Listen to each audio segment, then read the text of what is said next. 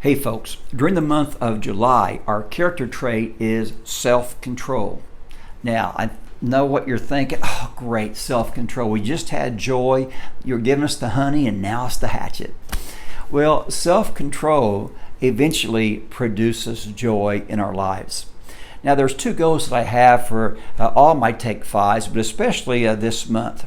The first thing I hope to do is to help you to think of character traits or whatever topic we're talking about in a different context, in a different light. For example, last week I talked about waiting not being a time of passivity, but preparation, because many people think waiting is just doing nothing, and that's not right at all. The second thing I want to accomplish is to help you open up a conversation, especially with your young adults, but even your younger kids, on these subject matters.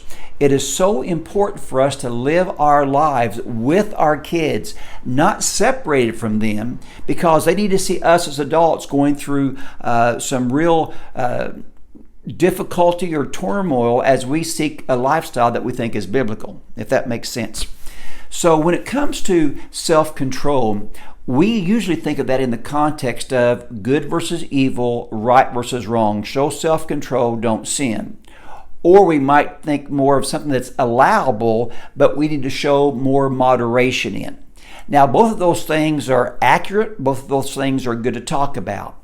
But I also think there's a third area that we sometimes don't hit as much that's every bit as important. And that is the ability to show self-control between doing things that are good and doing things that are the best. I tell my kids often, you can't do it all and you can't have it all. If you try to, something somewhere at some time will break down. Oftentimes it's our children, and it might not be immediate, it might be down the road 5, 10, or even 15 years before we start to see this manifest. Paul said that all things are lawful. It's not a matter of right and wrong so much as it is all things are not beneficial. For example, some homeschoolers try to do every extracurricular activity. They try to do every page in the math book. Moms, you don't have to do every page in the math book. It's okay. You'll not get an F from God. All right? They want every opportunity for their kids, but what happens, they're stressed and there's always moving. Come on, get in the car. Go, go, go, go, go, go, go. We got to go, kids. Let's go. We have done that in the past, and it's just not good. I've told you before that on vacation, I'm a tourist at heart. Man, I love to do as much as we possibly can. Ram it in. I have been the one to say, Kirk, let's do 2 or 3 things well, then 6 or 7 things halfway. That's just not good advice for vacation. It's great advice for life as well. We need to teach our kids how to show self-control between good versus best. Let me give you a context recently in our home. We've had a lot of rain this spring. Our yard, boy, it's been hard to keep on top of the yard. We have about 4 acres that we mow. And there have been times I've had the boys over the year actually rake our entire yard up, take 3 or 4 days to do that because the clippings became so high.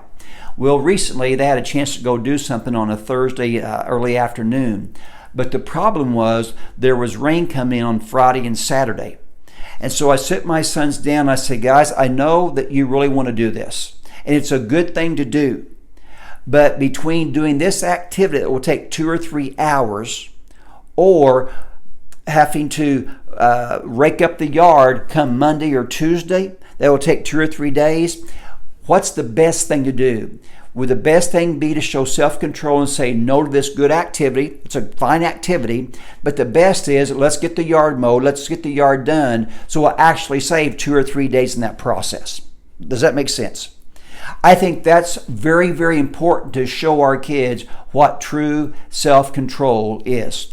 So I trust this month, as you watch this video, hopefully show it to your kids, engage in these areas and help your kids learn to show self-control, not between the good and the bad, the blessing or the evil, but between what's good versus what is best.